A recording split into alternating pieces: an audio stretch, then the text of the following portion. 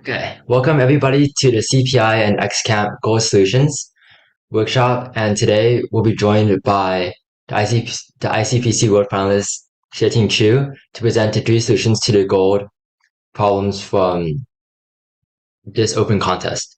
And as always, if you have any questions, feel free to send a message in the chat or unmute after the presentation is over.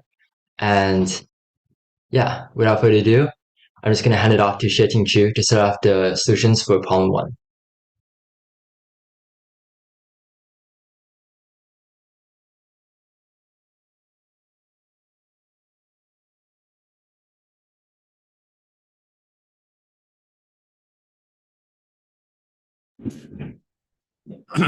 Yeah, thank you, Rian, and hello everyone.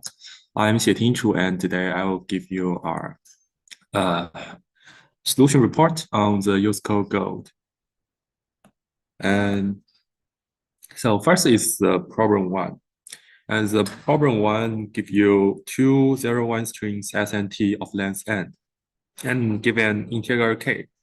And each move you can swap Si and Sj if ABS the distance of j and I is less than k, and you need to find the minimum number of the move to make s equal to t. For example, if s is equals to 11000 and t is equals to 00011 and k is equals to 2, and you need first to swap these two, and then swap these two, and then swap these two. You need 3 steps to do so. And yeah, and this problem I think is the hardest problem in the USACO contest in this year's goal. And let me tell you how to do this.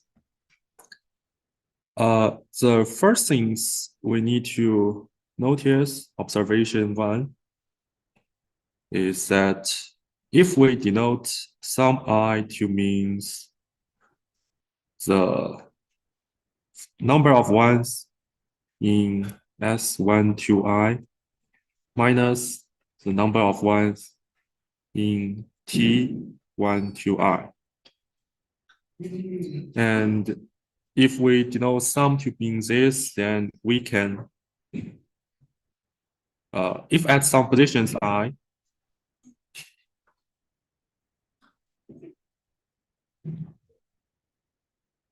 sum I equals to 0, then we can split the problem into two parts of 1 to I and I plus 1 to the length of x. So why this is true? For example, if the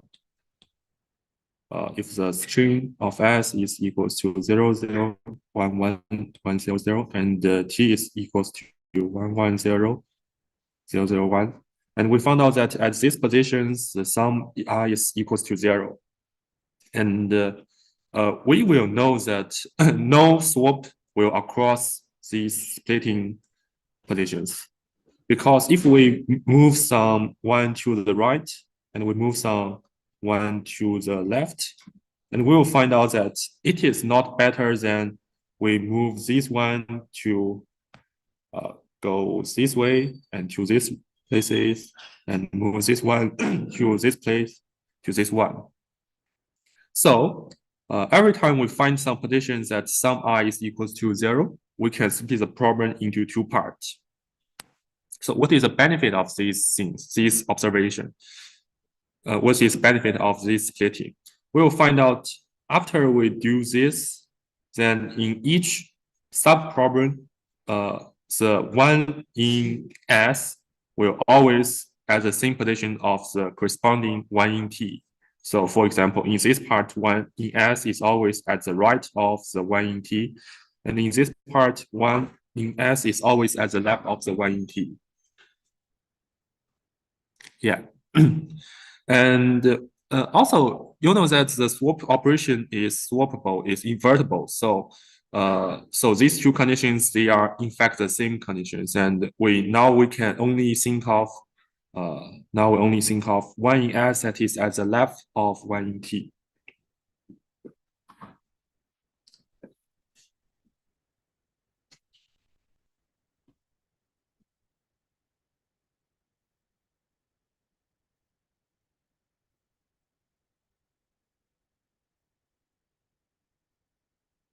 And if not, we just swap S and T.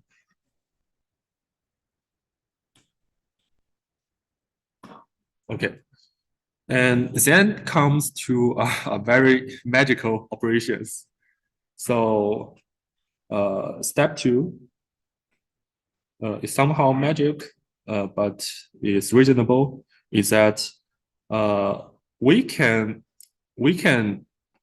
split the position from 1 to n into split, but maybe not split, but we can rearrange 1 to n into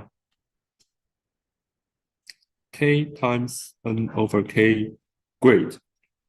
For example, if n is equals to 20 and k is equals to 5, then we can write the positions 5 each column.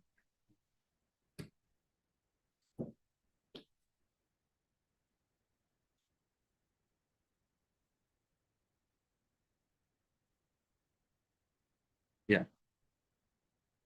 And then we can mark all the 1 in S to be red. For example, this is red and this is red. And also mark all the 1 in T to be yellow.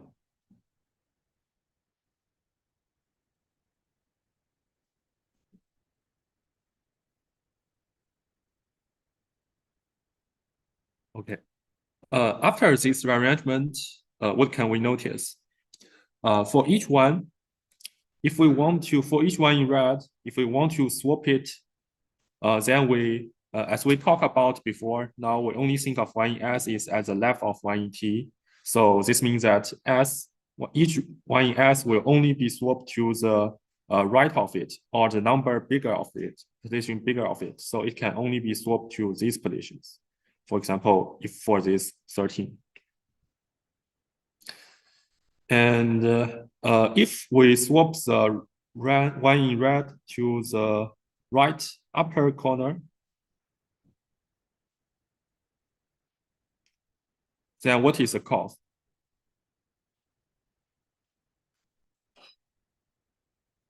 Right upper corner.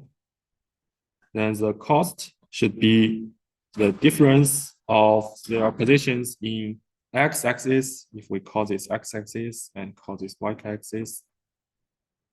And that's the cost. And if we swap the 1 in S to the right lower quarter,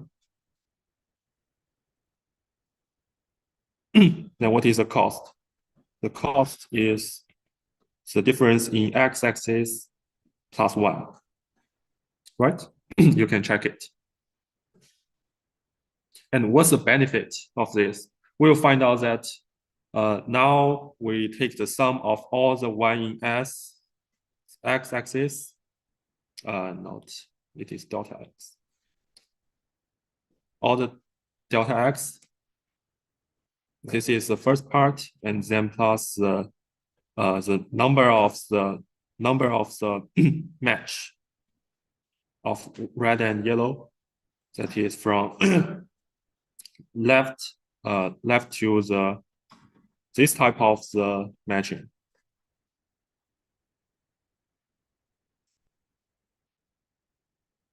So this means that now the only goal we need to do is to find them as most pairs to match them from the left lower to the right upper.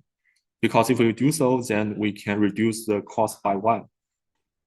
And if we do not do so, then the cost should be plus 1.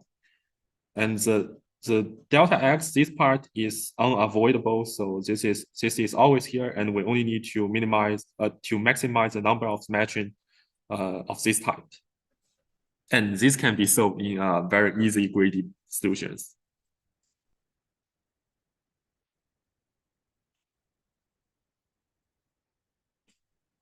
Regarding how to solve this using a greedy solutions, and we can think of the 1 in red from right to one in S from right to left and from upper to down.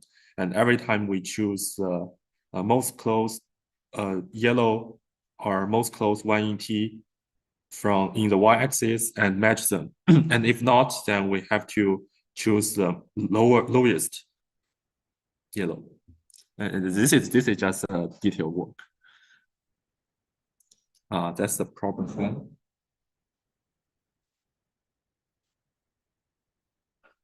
one. Should we have some Q&A section here? Of let's first go through all the problem.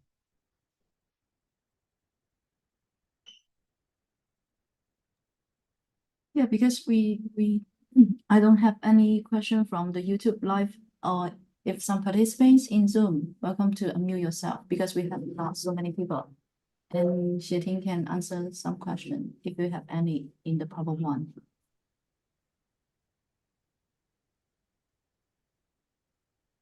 Yeah, feel free to ask any questions. And if not, then I just goes to the problem 2.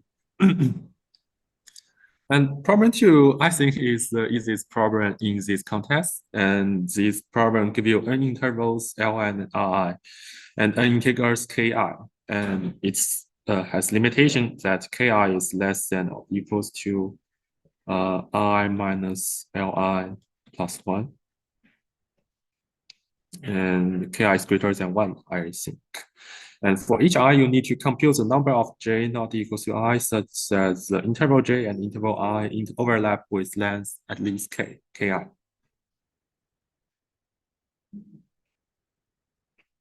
So how to solve this problem? You just need to detailedly talk about all the conditions.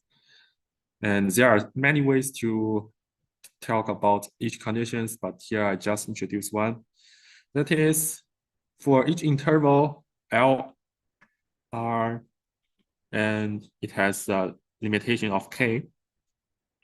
Let's consider if another interval AB can contribute to its answer. And there are 4 different conditions.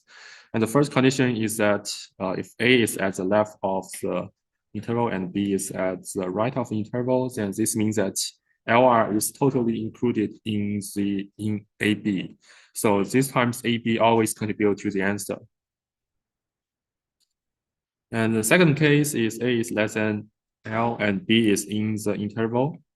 So in this case, AB contribute to the answer when B is greater than L plus K. And third condition is that AB is at here. And now AB contribute to the answer when A is less than or equals to R minus K. And the last condition is that AB is totally inside LR. And AB contribute to the answer when B minus A is greater than K. And if we sum them up, then if we define the count to calc to count the number of intervals that satisfy the limitation of the L positions is in the first part and R positions is in second part, then we can write down the formula of answer equals to calculate 1 dot L R to infinity, or calc 1 dot L plus K to R minus 1, and like this.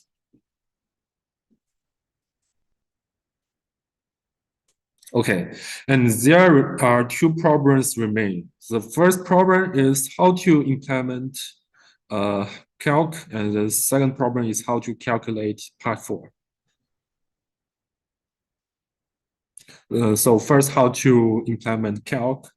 Generally, we need to calc A to B, that is L. The L bound is in the A to B, and the R bound is in C to D. And if we want to calculate this, we can use we can first translate these into 4 parts. And now we change the problem into calculate 1 to B and 1 to D. And to do this, we can sort all the intervals by B and add them one by one at position D. when an interval is added, we update its answer by CNT1 to D, the sum of CNT1 to D. And this can be done in segment tree or BIT, anything you can use. You can use anything to do this. And the time complexity is n log. And the hard part 2 is how to calculating the part 4. And remember that part 4 is the number of the interval that is totally contained in the AB, and its length is greater than K. Okay, so let's denote the length to be B minus A, or this is the length of the second interval, and part 4 equals to the length. First, the length should be less than okay. This is a little bit dirty coding work. So the first, we count the number of the interval that it has length less than R minus L. And then we minus it by the number of the interval with length less than K. Now we have all the intervals with length from K to R minus L. And then we minus it by the interval with left positions less than or equals to L, because we only want to count the number of the intervals that is totally inside the L and R. So we first minus the left position less than L, then we minus the positions with B greater than R. Same reason. And now let's look at which intervals are minus too much, are minus mistakenly. We found out that if the left position is less than L and the length is less than K, then we accidentally minus it one more time. So we add them back. So now the part 4 turned into a long formula like this.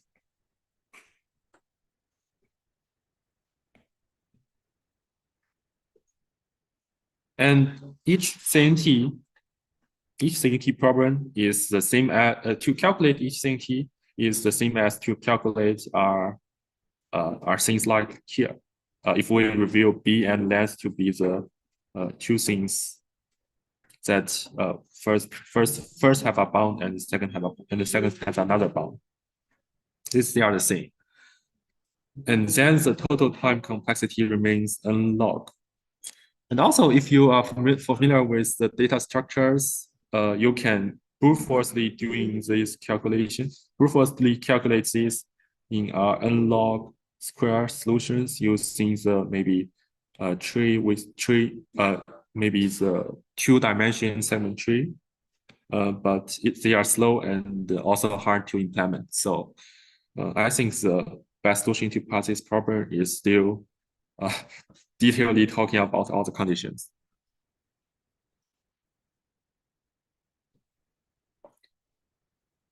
Okay, and then is the third problem.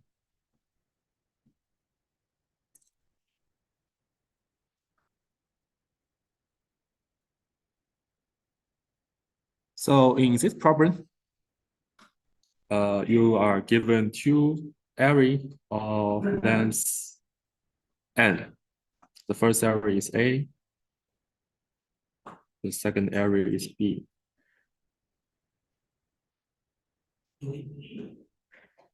You want to split these 2 arrays in arbitrary K segment.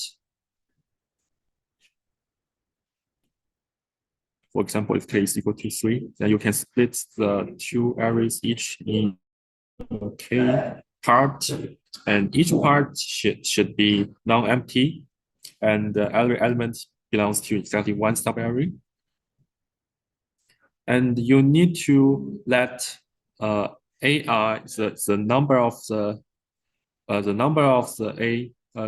average every value of AI in the i's part should be less than the average of the value in the i's part in B. And you need to count the number of the split module 10 to the 9 plus 7.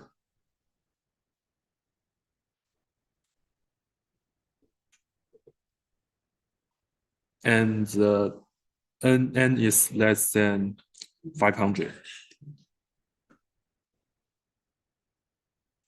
So this problem, I think to pass this problem, this is medium one, not so hard and not so easy. And the most important thing is that for this problem, the n to the power of 4 solution is very easy to thinking of. That is using a DP. So let's define DPij as a complex to split the first I element of the first array and the first j element of the second array, adhering to the given constraint. So, and also let's denote SAI to mean the prefix sum of the first array and the SB I to be the prefix sum of the second array. Now, how to do the transitions?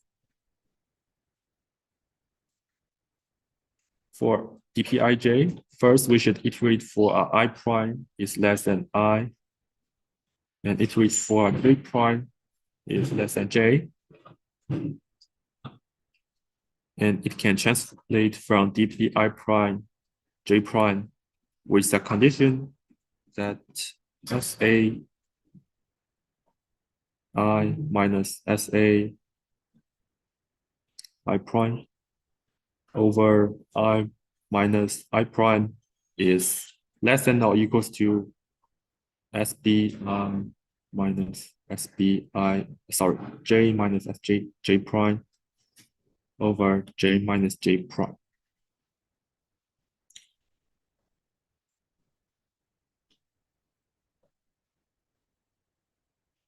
In fact, this is just a restate of the problem statement. If we write the problem statement down in a DP formula, then this is just the result. So I would like to say that the ON to the power of 4 solutions is very easy and also very easy to implement only 3 lines of code. But the problem is how to optimize to faster solutions. And in fact, finally, since n is equals to 500, we need to implement our ON cube solutions. How to do this?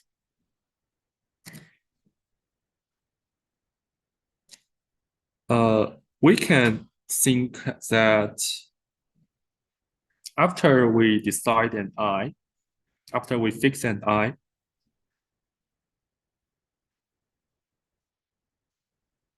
then for each j and j prime, then still first, so the first we fix I. And then for each pair of j and j prime, which dp I prime j prime should be transformed to this. That is somehow like the case smallest I prime in value of SAI minus SAI prime over I minus I prime. So if we fix I and we determine J and J prime, so we get the value of these.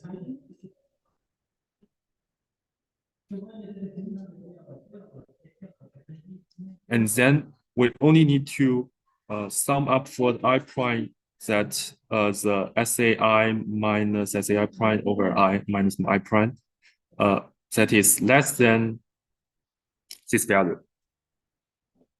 So what we can do is every time we fix I, we sort all the I prime by SAI minus SAI prime over I and I prime. We sort it in this way. And we do a prefix sum. We do a prefix sum over I prime dimension. And then we iterate for all the J and then the J prime. And we want to calculate the answer. We just need to get this Sj minus Sj prime over J minus J prime. And then we do a binary search in the I prime dimensions. And we find out the prefix sum of this dp value. So by this means, we can speed up the solution to be n cubed log.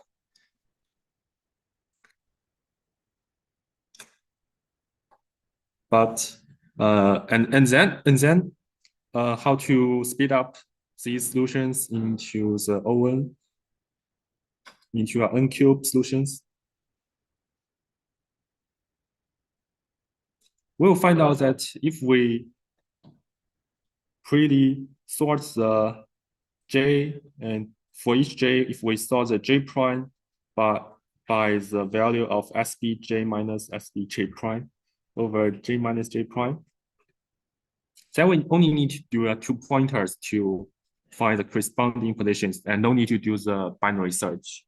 So the log in the binary search can be omitted, and then we can easily get n cubed solutions. And that's how we do this.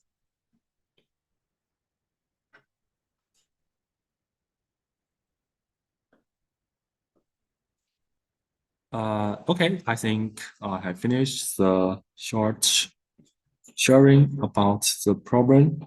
And then is the Q&A sessions, and feel free to ask any questions.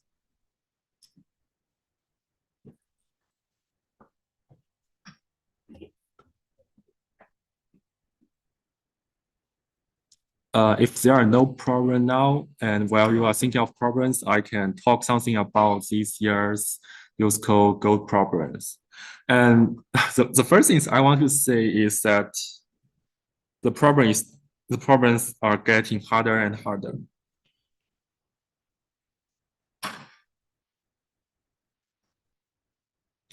I would like to say that usually the second problem, this type of data structures, they are talked about in the platinum level. And also the first problem, it is really hard to think of, and it takes me a lot of time in the context to solve this problem.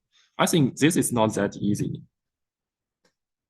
So, and the second thing is, I would like to see, we can look at these 3 problems. And we'll find out that in the first problem, I think this is a problem that sync is problem 1. Sync is greater than the code. And in the problem 2, sync is much more less than code. And in the problem 3, we can think that the sync is a little less than the code, but they are somehow close. And I would like to say that you can find out that in these years, the USACO are more and more concentrate on the coding task. So I think if you want to make your USACO performance better, you can practice more on the code, and you can try to much more enhance your coding abilities. I know that many of you may love to do the problems on the code forces or the coders, and I think that this platform, they are more emphasize the thinking part and not the code part. But if you want to get a good grades in the USACO contest, then you have to really do a lot of practice on the code. how to implement your algorithm to be correct. It is not to say that sync is not important. Sync is also important, but if you know how to code, then you can get better grades. So just pay more attention on coding.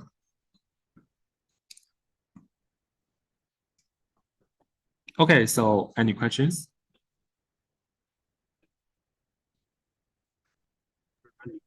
Thanks, Xiting. One question from YouTube audience.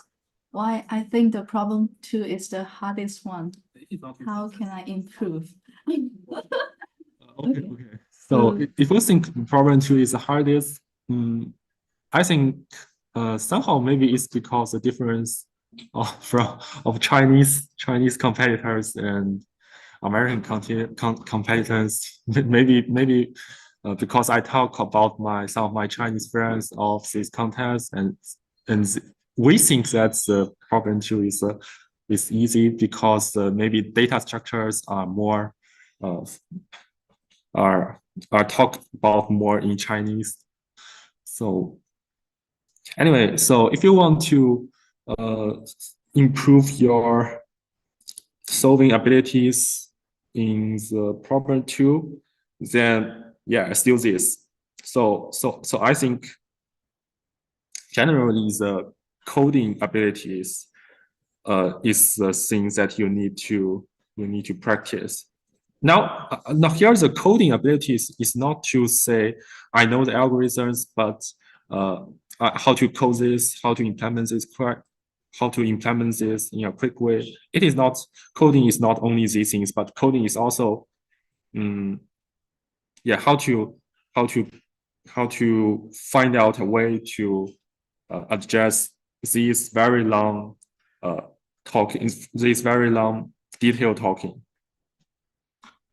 You have very long detailed talking here and here. These are two very dirty work.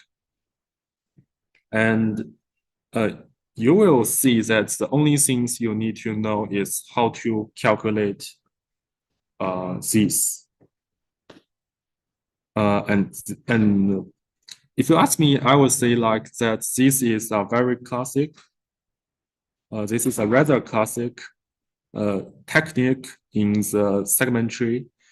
If you do not know this, then it means that you have to practice more problem on the data structures, and that's it. So make a conclusion. So if you cannot solve problem 2 because you do not know this, then this means that you should do more and more data structures. But if you already know this, but you just do not figure out this problem or face some coding difficulties in these problems, then I would say just practice code and just write more problems, do more problems. And also, I would recommend you to do some problems from the China online judge, and you'll find many practice about the data structures. And do not only practice on the Codeforces or the AppCoder.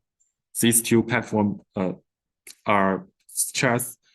These two platforms are generally talk about the thinking, but the code you can try to practice some more on the Chinese online job, and that's it. Could you please write down the name of the website? Maybe just for some algo, loj.ac and uoj.ac.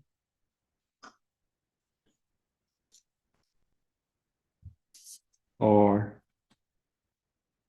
okay. .com.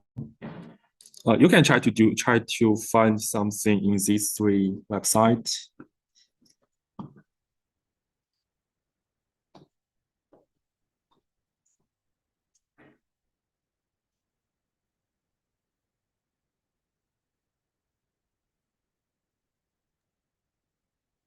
Any other questions? Yeah, no follow-up question on YouTube. Thanks. How Okay, about great. yeah, maybe you can unmute yourself and discuss with our coach and lecturer.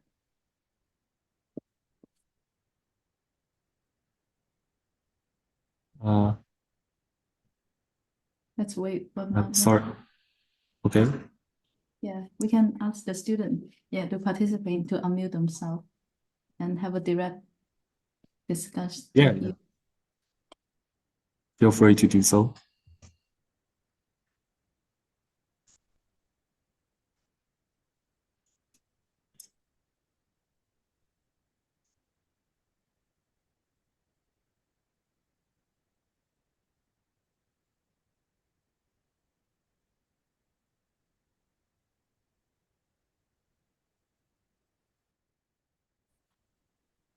Feel free to do so.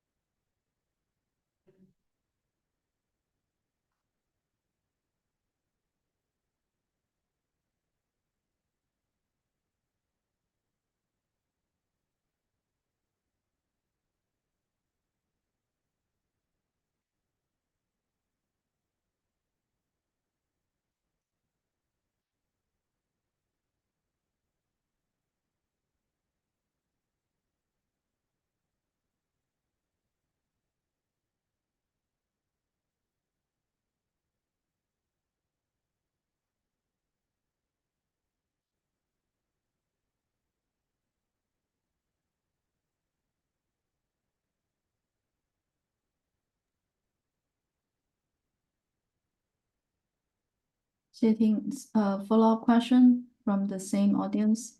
Only finish partial P1. Any suggestion? Yeah.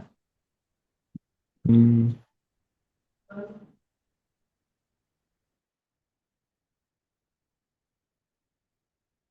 So, for problem one, mm, yes, but the problem one, this is so I think this is just um, greedy problem, and you know that for the greedy problem, generally we do not have many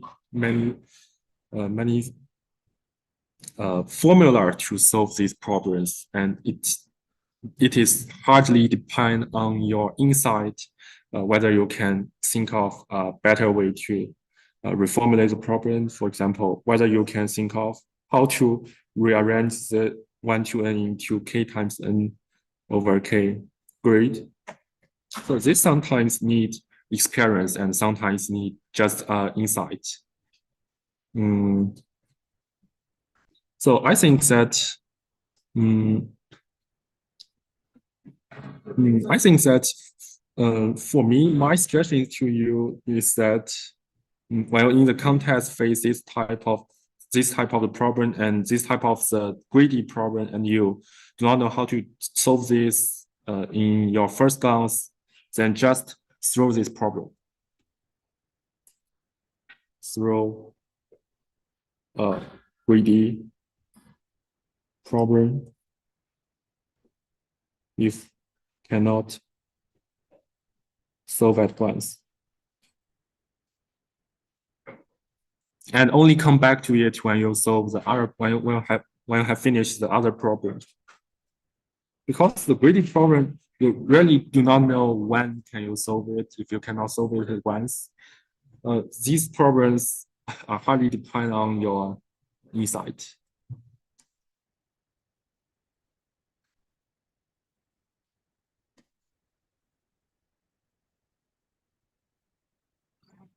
If there are no other questions, then I think we can end this workshop here. Once again, thank you guys all for coming to this workshop.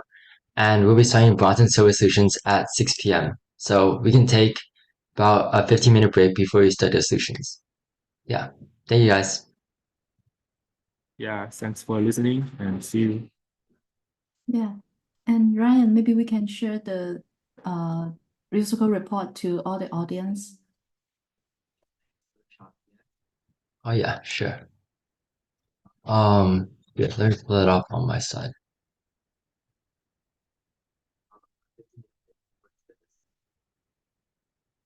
Okay, so XM has this USACO report card that you can try out for yourself.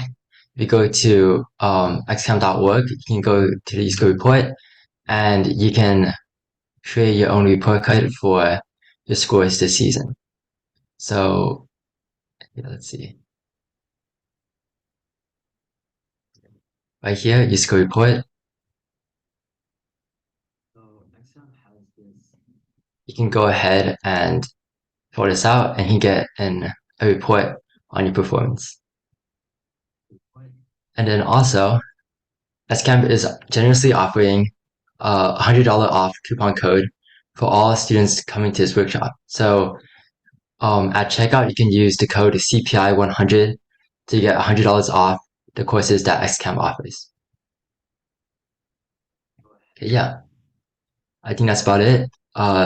Shanshan, do you have anything to add? That's all. Thank you all for coming. If student who pass silver or into gold division and platinum division, we also have a coach for one-on-one free consultation. Welcome to consult us. Thank you all.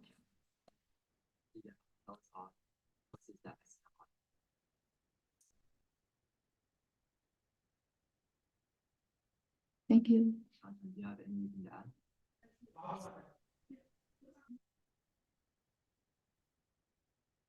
Thanks, Ryan. You need to go to another